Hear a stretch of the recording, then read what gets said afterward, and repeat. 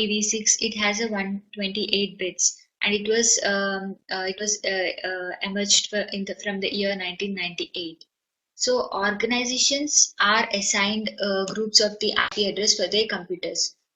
So now we would understand the problems that have occurred here. So by mid 1980s, several different protocols have been invested and were being used on the internet, all with different user interfaces. Like we have different user interfaces like FTP protocol, SMTP, Telnet, Usenet, Mail2, etc. These are like a different interfaces we have. So coming to the domain names. So in our day-to-day life, we often see like we have a websites like www.somexyz.com. So we call this as a domain name. For each domain name, you can see like form host name dot domain names. So first domain is the smallest and last is the largest, and the last domain specifies the type of organization. You can have different websites like www.somexyz.com or .in. So .in means we can have it local, like, and .com is like international thing. I think you will understand it when I give an example in a bit. So fully the qualified domain name, the host name, and all of the domain names. See, these are all like fully qualified domain names. So here we have a concept called a DNS server. This DNS server will help us to convert our domain names in a form of a IP address. Like, for example, www.xyz.com can be converted to a number like 198.10.30.5. So this conversion is possible using this DNS domain name system server. So this helps us to convert to the IP address. Now coming to the client and server, as we have discussed yesterday, like what is meant by a client and what is meant by a server. Client is nothing but whatever we view on our web page is nothing but a client. That may be a web browser. So, and server is nothing but where the processing of data occurs, and and a middleware system like a HTTP helps us to get the data from the server. That is nothing but a backend which runs in a background. So a server runs continuously, waiting to be contacted by the client. So whenever we require an information, we hit the request to the server and get the data from the server. So each server here provides a certain services. So these services include providing the web pages. So whatever the static web pages we have done, or dynamic using the JavaScript as discussed in yesterday's class, in order to retrieve the data from the server and display it on the client side, that is a browser side, we can utilize the services of the server. So a client will send a message to the server requesting the service provided by that server. So we will send a HTTP request to the server, and then we can that is nothing but a request, and from there we can get the response to the same protocol. So there will be different protocols through which we can send receive the data. So the client usually provides some information like parameters with the request. We can send the parameters like if it's a login page, we can send the username and the password for authentication by the server. So in this way, we can pass the header information also to the server. Now coming to the World Wide Web. What is meant by World Wide Web? So a daily life example is like if you see a spider net, it will be like a connected thing. So we can imagine the same way how this World Wide Web works. So all the things are interlinked through a network. Okay, a possible solution to the proliferation of the different protocols being used on the internet. So here, how the World Wide Web has emerged. The origin is like Tim Berners-Lee at CERN organization. He proposed the web in 1989. So why did he propose? The purpose is like to allow the scientists to have the access to many databases of scientific work through their own computers. So in order to connect from their computers like virtually is nothing but we can access the different machines from our machines. So it will be possible there is a network So for this purpose, certain burners have proposed this thing. Okay. So when you want to go to a particular page, so you'll have a link, right, which is nothing but a hypertext. We call it as a hypertext. HTML extension, like hypertext meta language, and like you can understand it more clearly in a coming sessions. So here this is just data to understand like hypermedia more than just text. We can have the images, sound, etc. So on the internet we can have all these things. So web or internet, the web uses one of the protocols HTTP that runs on the internet. So these are about the different protocols. We have this page like telnet, mail, 2, etc. So now coming to the concept of the web browsers. So we have a different web browsers, which are nothing but the clients. These are like Chrome, Internet Explorer, Safari, etc. UC browser. We have a several browsers nowadays. So always we have to initiate servers react whenever we send a request or we get a response from the server. Although sometimes servers are responses. Okay, sometimes we need to send the header information to the servers, and you can see here like there are different organizations like Mosaic and CSA, University of Illinois in 1993. So what they have done is like first to use the GUI, which is nothing but a graphical user interface. Graphical user interface, it has all the images and all, okay, which led to the explosion of the web use. So initially for X Windows under Unix operating system, but was ported to other platforms by late 1993. So first this GUI was introduced on this Unix platform. We have different platforms like iOS platform, Windows platform, Ubuntu, Unix, Linux. Okay, so there are the different kinds of the operating systems we have. So in those days, like under Unix, they have ported, and later they had been ported to the different platforms by late 1993. Okay, most requests are for existing documents. Uh, most requests are for existing documents using this hypertext transfer protocol. So for retrieving the documents or any data, they have used like the hypertext transfer protocol. But some request for a program execution with the output being returned as a document. So the output in a form of a document is also possible. That we'll discuss in our coming slides. So now coming to the web servers. Uh, in a later page, you can see like the output as written as a document. See, we can download different files from the server. So this is what it is telling. Now coming to the web servers, provides responses to the browser request, either existing documents or dynamically built documents.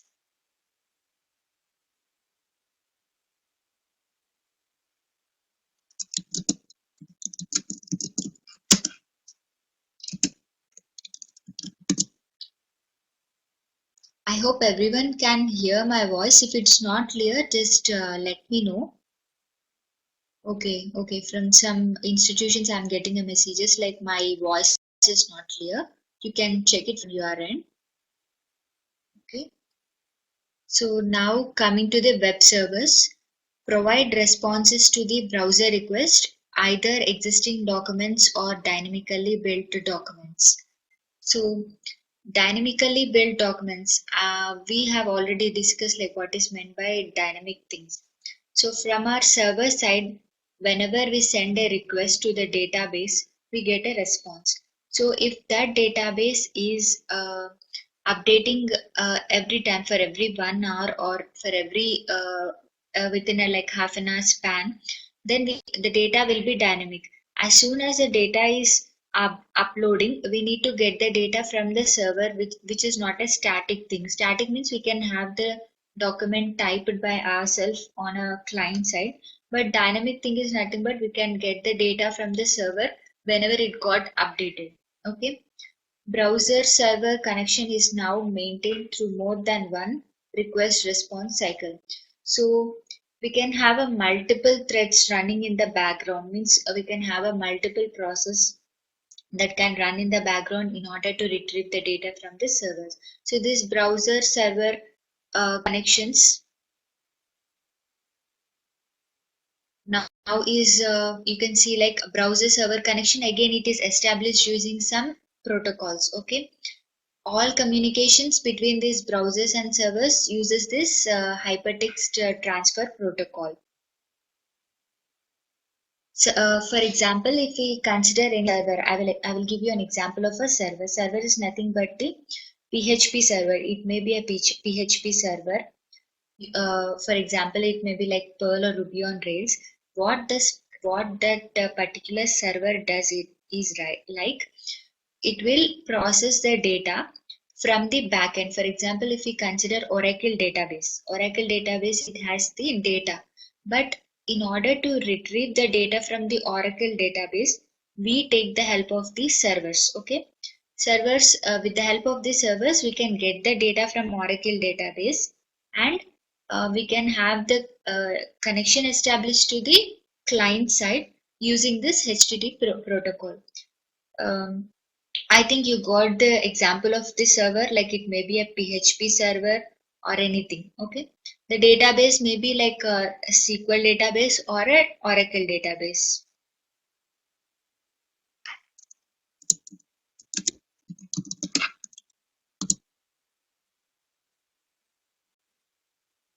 So now coming to the web server operation. So web servers run as a background processes in the operating system. The examples for the operating systems are Windows operating system, Windows 7 or 8, and now it has upgraded to Windows 10. And coming to the Mac machine, we have the iOS. Macintosh machines, we have the iOS operating system, and we have Linux and the Ubuntu. These are examples of the operating systems. Okay, so what the web servers do is like in the operating system, they run in the background, mean like processing on the data in the background. We cannot see this process in the foreground. Whatever we can see is like when the data is fetched from the background, we'll be able to see it in our browsers. So that is the thing. Here I want to distinguish three things. First thing is a client. You can see our application on a browser. The middleware is nothing but the HTTP protocol, which helps us to retrieve the data. Okay, HTTP from the web servers. So web servers can connect with the databases, different databases like Oracle database or SQL database, and they can connect from the database and get the data in a form of a using the HTTP request.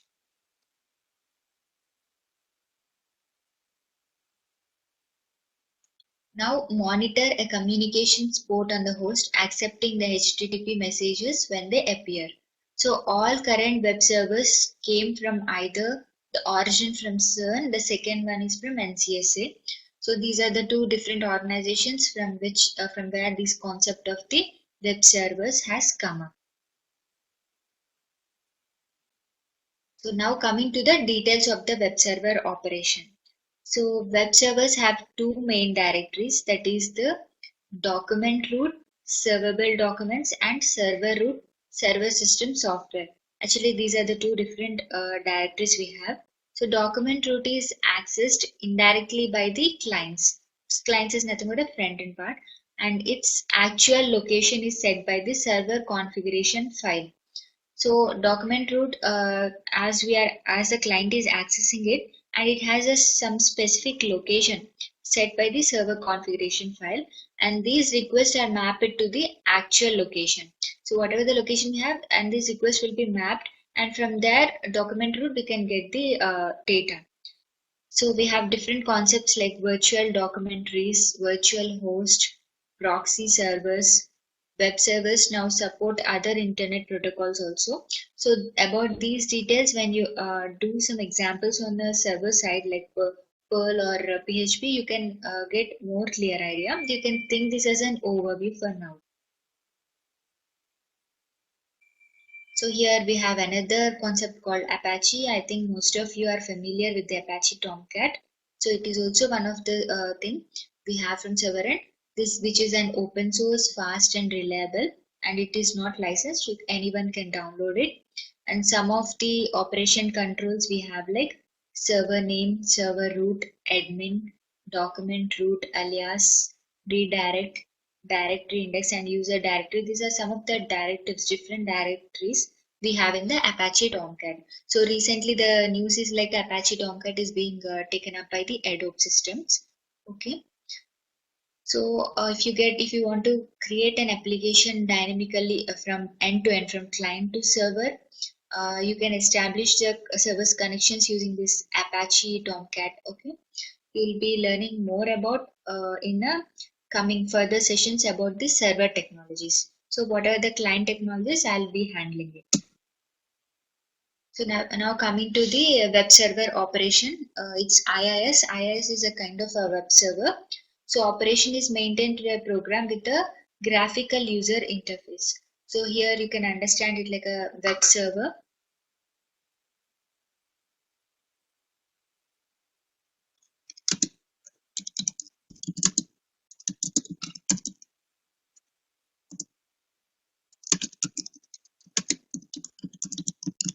I hope my volume is audible to you because I am getting a chat like people are not clear about my voice. Now is it okay?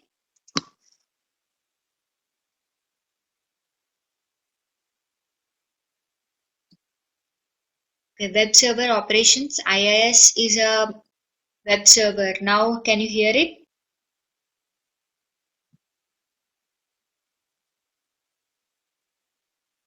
Okay. So I'll be talking a little bit more loud. Yeah. Now coming to the URLs, uniform resource locators. You often heard of the term URL in a day-to-day. With this URL, you can navigate to the different pages. Okay. General forms scheme like object addresses. Also, it's like an address which helps to navigate to different links. You have a different links with HTTP and HTTPS, colon some website links or a gmail.com. If when you hit on the respective URL else you can just navigate to the so these follow a certain communication protocols like telnet or ftp port 8080. I think you have mostly heard about this. So for the http protocol, the objective address is fully qualified domain name or the document path. A domain name is nothing but like www.somexyz.com. Okay. For the file protocol, only the doc path is needed. Locally, if you see like in your system, if you need to go to a particular path, like it's C colon document, this is like a relative path you can take it as. Okay. Include a port number as in Zippo colon 80. 80 I have all, which I discussed like 8080 is one of the port we have.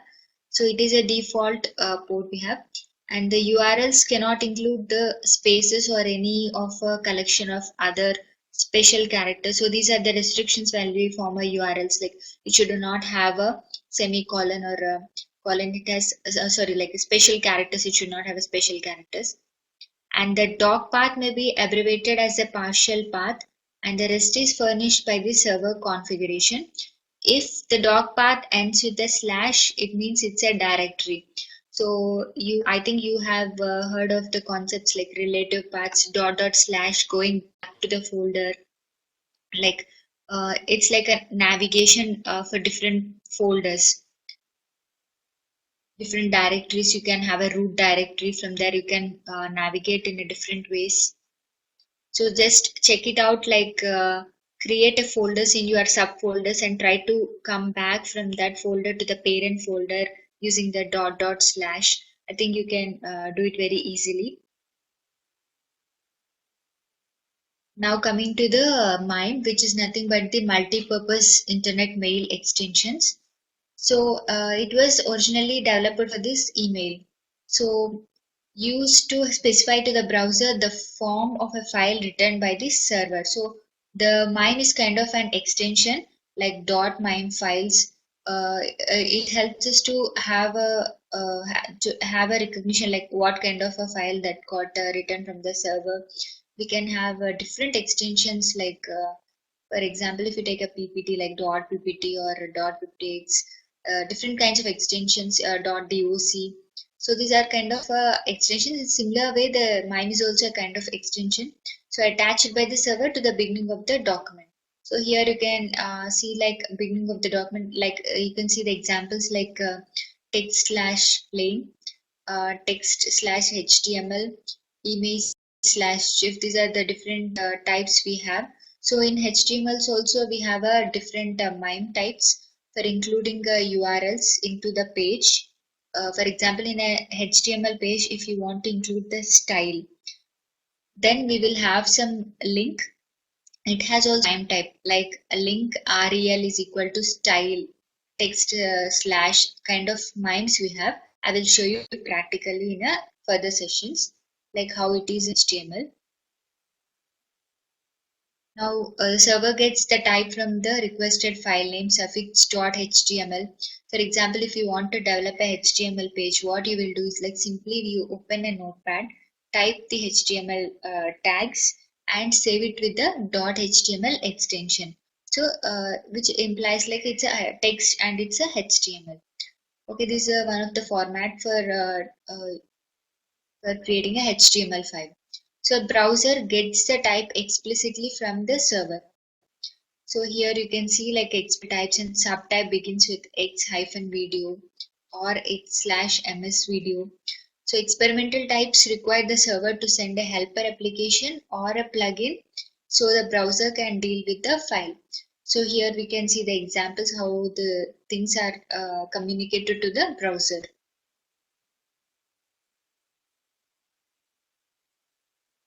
Mostly we have heard of the things like hypertext transfer protocol mostly in all of our yesterday session also.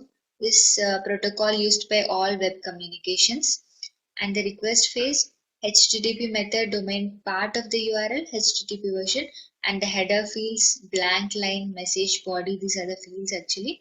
And an example of the first line of a request like get, we have two kinds of requests like get and post. So using the further post, actually it's a more secure way so that we can pass the parameters in the header section. Using the get, we can retrieve the data from the backend. Get is not that secure in the case of username validations and all because the like data will be seen like open. We can view the usernames and passwords. So these are the different methods we have in a hypertext transfer protocol. Get to fetch a document, post like execute the command using the data in the body. So whatever we can post it, we can have the header data. So this head fetch just the header of the document. We can get only the header using this thing. And put is like store a new document on server. If you want to store any new document on the server, then we use this method like put for the hypertext transfer protocol, and delete is nothing but removes a document from the server.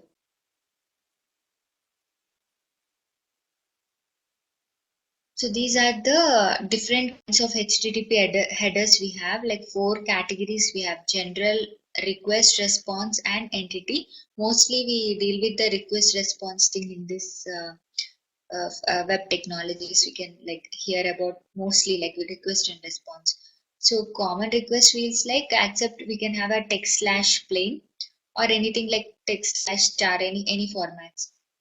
So like common response fields, we have a content length, content type, text slash HTML. Using this content type, we can specify them like what content we are dealing with, text slash HTML or text slash JavaScript, or what it is exactly, what is a content type, it will specify. So I'll be showing you these content types and all while writing the programs.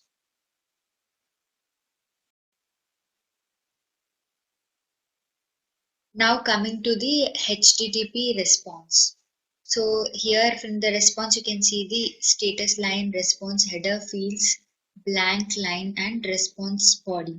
So what is the status line format we have is like HTTP version, status code, and the explanation. For example, we have a different codes like 200 OK status. For OK status, it's 200. For not OK, we have another status 404 page not found. Kind of things you can have it in. And the version we are using is like 1.1. So you can have a different versions here.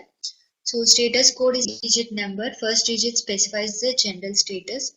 So you can see here like details of the status here. You can check this out for the different status if you want to know. Like on the internet, you can check for the different status codes we have.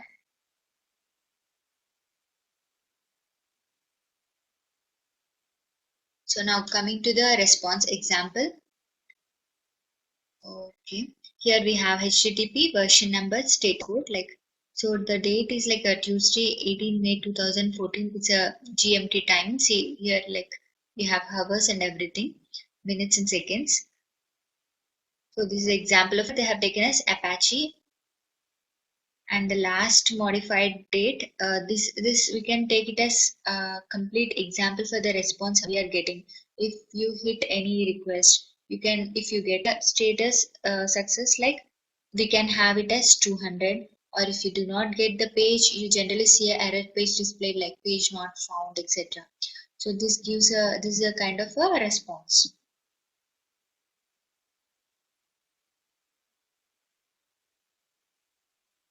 Now coming to the web programmers toolbox. So document languages and programming languages are the building blocks of web and web programming. So in real time, I'll explain you the things that are actually required. So now we are following the HTML version 5, which is the latest version for developing the HTML pages. Previously, this XHTML used to be, it has started with XHTML, extensible hypertext markup language. So we have different plugins, filters. XML is a kind of data. We have different kinds of data like JSON data, XML data. This is a format of the data which we get it from a backend to display it on a foreground, which is nothing but the client side. So uh, it started like there are a few differences between like XHTML and HTML now we are using. So in HTML basically we have the tags. We have some things in XHTML like particular rules, like if is a starting tag, they should be compulsory and ending tag. Otherwise, it will be a non-standard and the document may get the errors. But nowadays, like in our latest versions, so it can take it on a lighter note, like even if we don't follow, I mean like even if we not close the tag also, sometimes we will not get that much errors. There are a quite a few differences between XHTML and the current HTML now we are using. Okay, so I'll be explaining you in detail when it comes to the HTML part, like what are the different versions of HTML we have, and now what are the updated versions. Okay, plugins are nothing but, you can simply think it as, which is an like a add-on which helps to add more features to our application. Plugins, for now we can understand it in a easy way, like plugins helps us to, so filters, XML, so like kind of data XML we have a filters also to have the data filtered, and JavaScript, it helps us in interacting the pages, interaction between the pages. For example, if you have a HTML page and there are a few buttons on your HTML page, you assume like there is a login page for some ICS. You have entered the username and password. So there will be a submit button below it. So when you hit on the submit button, some action should be performed. So that action, how to perform, like what is the logic behind the action is dealt by the JavaScript. So JavaScript, but you here you should be very clear, like Java and JavaScript are completely different. Java is a server-side technology, whereas JavaScript is a front-end technology, which helps us for writing the logics in a client, which helps, for example, the logic is nothing but for navigating to different pages on trigger of a button, like on push of a button, some action should happen. So this logic will be JavaScript. So on action, after that action is done, data should be retrieved, right? So for that data retrieval, this event or action can be performed by JavaScript. Like through a URL, we can send a hit using the JavaScript. We can trigger the HTTP request, and from server we can get the data through this link, and we can display it from the client end. So here the basic difference is like Java is a server technology and JavaScript is a client end, which helps us for actions or events to happen on the client side. So Java, Perl, Ruby, PHP server, these are examples of the servers. Now coming to the XHTML, it's extensible hypertext markup language to describe the general form and layout of the documents. This is about layout means we have a document structure. So this describes it. An XHTML document is a mix of the content and controls. So controls means here you should understand like a tags and their attributes. For example, a tag like body tag. In HTML, we have several tags. In order to write a paragraph, we have a p tag. Initially, in order to start writing a HTML, we'll have a main HTML tag. We'll have a header. In applications, in browser application, you can find the titles on the top left corner. So these titles can be achieved using the title tag in a HTML. So tags, these of now coming to the tags and their attributes. Attributes I'll discuss in detail in further classes. Like attributes helps us to add something to the tag, kind of a style to a tag. So tags often delimit content and specify something about how the content should be arranged in the document. So tags helps us like if you give a I tag, like it's an italic tag, italic mode or a bold mode. So tags helps us to display the content in a particular format. So these attributes provide additional information about the content of a tag. See, like attribute additional information. For example, if we have a p tag, for this p tag I want the background color as a black, so which is nothing but providing additional thing to a tag. So this can be achieved using the attributes. So I'll discuss in detail about like what is an attribute, what is a tag, and what are the things, okay, in a real example. Now creating XHTML documents. So XHTML editors make the documents create easily. Shortcuts to typing, tag names, spell checker, etc. So here you can see the editors, different editors need to know XHTML to create XHTML documents. So this I can explain you practically like how to create a XHTML document. So just keep in mind like this is a starting part of a HTML and now it has upgraded till HTML5. So whatever the current running things, you have to focus more on the coming HTMLs versions, and also you'd have a knowledge of what how it has emerged and all. So now coming to the plugins, here the integrated into tools like word processors, effectively converting them to the HTML editors. So this thing I think you will better understand it using an example. So this filter convert the documents into other formats of the HTML. So these two things are mostly related to the XHTML things. So while developing a web page, you'll get a clear idea. This is only a theoretical part. You just need to understand. So like integrated into tools like word processors, effectively conversion. For conversion, it has there are a few of plugins and filters. Okay.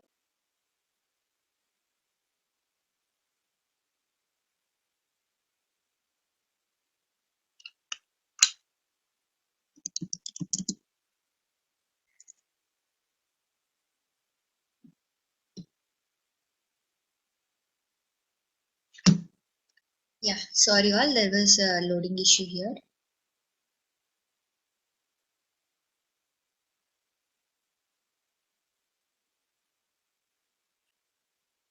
So now in the 29th slide, we have the plugins and filters, the advantages and disadvantages.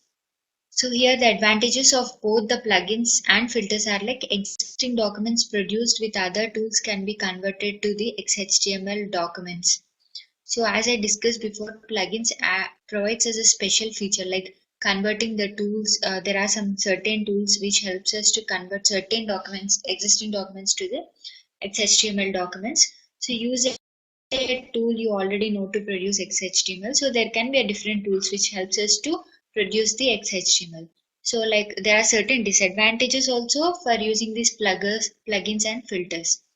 So XHTML output of both is not perfect, must be fine tuned. So the output and conversions may be not that much fine tuned. So XHTML may not be standard. So using these filters and plugins, the whatever the output we got may not be a standard. So you have a two versions of the document.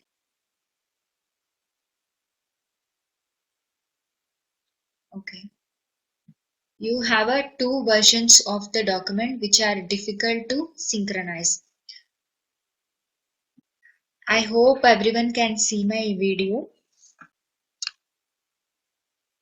There may be some loading issues. Just hold on for a minute. It may load. It may plugins. You can have two versions of the documents, and we cannot have a synchronization between whatever the output we got from the tools. That is what the different advantages and disadvantages out of the plugins and filters. So now coming to the markup language XML, meta markup language. So which is used to create a new markup language for a purpose or area. So in XML tags, XML basically carries the data. So like whenever we retrieve a data from the server, it can be in a different formats. Like XML is one of the formats of getting the data. So yeah, they can be meaningful. So like predefined tags, we can have a meaning for the tag like name. Starting tag can be a name and closing is ended with a name. This specifies the meaning like what the content is actually within the tag. So like no presentational details will be there for this, and a simple and universal way of representing data of any textual kind. So we have a kind of presentation of a data is possible like a very simple kind of text we can have it in the representation of a XML.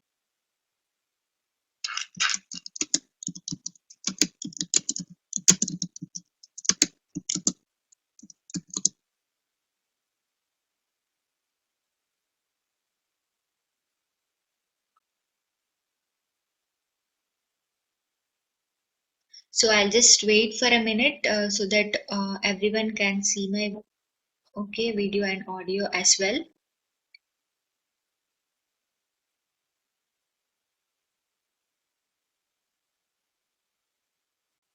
Yeah, now coming to the JavaScript slide, as we have discussed before, like JavaScript provides equity between the pages.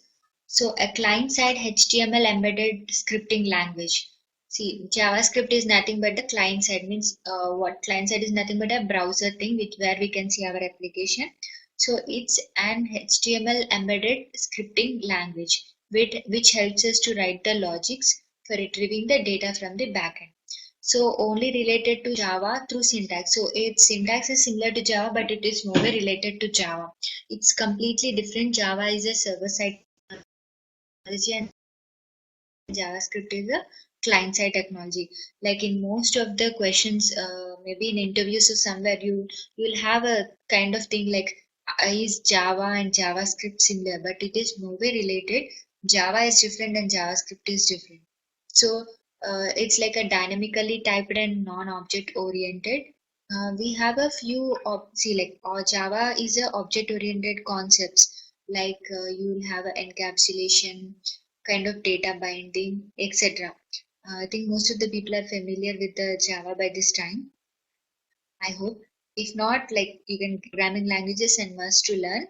So this JavaScript we can have the data retrieval dynamically from the backend. So provides a way to access elements of the HTML documents and dynamically change them. For example, uh, What the statement mean is like, for example, you have a p tag with the name as JavaScript written within it, like p starting tag and closing tag. We have a JavaScript text written within it. JavaScript or hello world text written within it.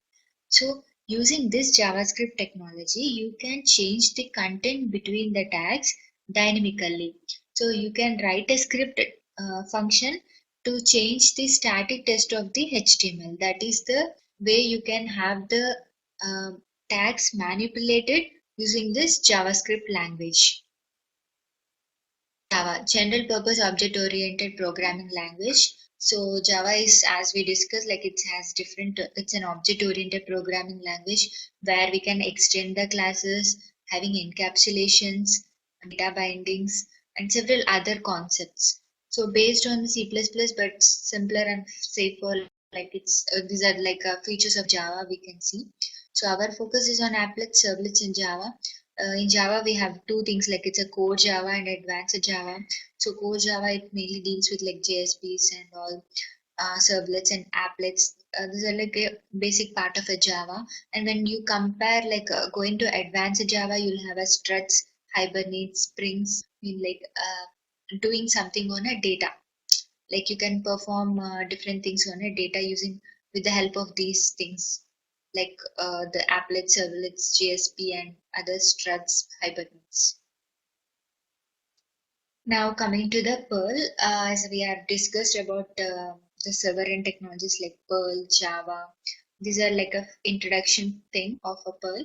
So it provides a server-side computation for the HTML documents through the CGI, computer graphics interface, and Perl is a good for CGI programming because direct access to operating system functions, powerful character string pattern matching operations, access to the database systems. So these are like good features which helps us to retrieve the data from the backend, which is nothing but the Perl, to the client, nothing but the HTML documents. So Perl is highly platform independent and has been ported on all platforms. Here you should understand the terminology like platform independent. Platform means you consider it as a different operating systems. So in whatever operating systems you may have, like it's maybe iOS, Android, or Unix, Linux, Windows. So this Perl can be hosted on any of the platforms. So Perl is not just for computer graphics interface, but it can be deployed on any of the platforms. You can work on any of these operating systems having this Perl setup. Okay, so that is what the term platform independent means. Now coming to PHP server, PHP it's a server-side scripting language. So what is the client-side scripting language we discussed is only JavaScript till now. And the server-side scripting language is like PHP native to CGI as we discussed in the. So it is similar to JavaScript. So see like about the PHP, Java, Ruby on Rails, all these are server-end technologies. I hope like I'm a faculty dealing with all the client side technologies. The faculty dealing with the server and technologies will give you a detailed about the PHP examples or CGI or any Java kind of things. Okay, you will get a more examples in the further session. So it's like for form process, we have a forms like we have a validation forms. We can consider the validations as one of the forms, and database access through the web. So as we have discussed, like if we consider we have a data in Oracle database. So from the client side to the server side, if we want to establish a connection from backend data from Oracle database, you can retrieve the data from the Oracle database. For example, there is a student. Student has data like his name, a date of birth, his address. So if this data is resided in the Oracle database, and if you want to get this data from the backend. So this middleware PHP server will helps us to get the details of the student from the database. That is means the database access. Okay, from the database and using the form of HTTP or AJAX. AJAX is one of the connectivity we can see in a further sessions. HTTP in AJAX call we will have the whatever the thing that carries the data, and from there you can have the data seen on your client side. So here we'll be discussing further about like Ajax concept, like how this Ajax call from the client side, how we will hit this Ajax call to the server, and how we get the data from the server.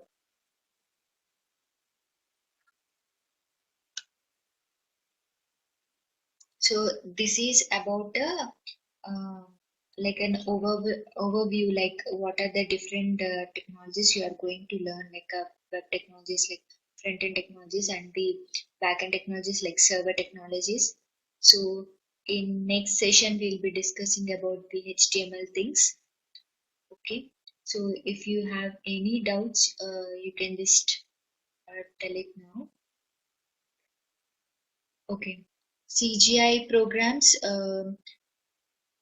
You We will get a like examples. Okay, next session I will try to provide you, like on a Friday, after the Friday class I will try to, I mean, like in a Friday class I'll try to give the examples of the CGI. Okay.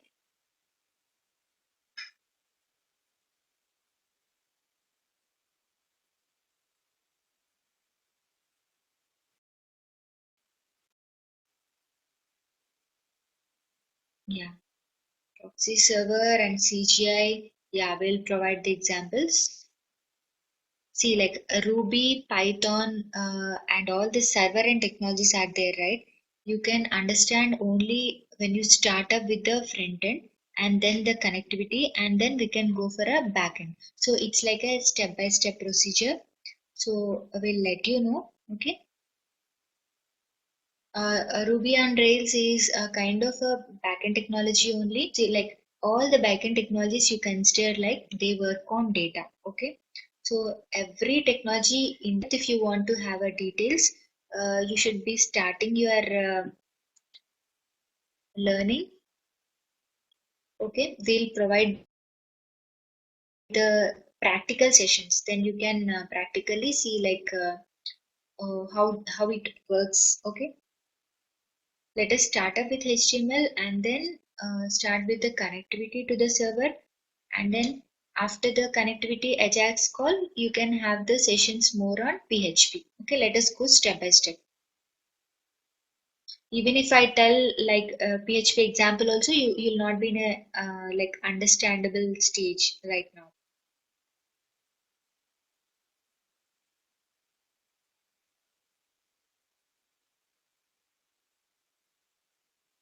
Okay, I'll be just online for some time and I'll clarify your doubts.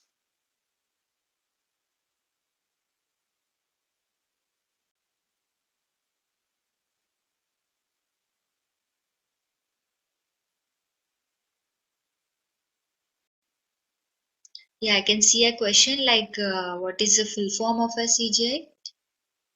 I think most of the people, yeah, okay. It's a common gateway interface. Sorry, it's loading. Yeah, it's loading. Okay. It's a common gateway interface. So in the meantime, if you want more information on the server end, I'll be providing you this weekend. Okay. So when you do it practically only, you will get to know the more details. Theoretical side, okay, I'll provide it for now. So when you do the practical sessions, you'll get a more idea. Yeah, hello. Can This you is see my Vivek. screen? Yes, ma'am. Sorry. Yeah, okay, right. Yeah, tell me. So you are asking TCP, about the TCP/IP protocol, right? Yeah, yes, ma'am. TCP/IP yeah. and So UDP are these are used the for data. networking protocols. So these are a kind of protocols, okay? Like it's like a transport layer protocol. So defined for like a IP network layer protocol, you'll have a different protocols, right? Yeah, you can consider it as a data transfer mechanism, okay? Communication mechanism. It's like a user datagram protocol (UDP). It is a simplest transport layer, like communication protocol, like TCP/IP suite.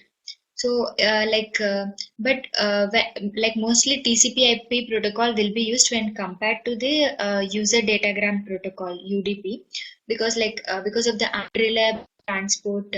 So when compared to UDP, like most of the people use the TCP/IP networking protocol. Okay, like which provides a best effort delivery mechanism. Okay, this TCP/IP.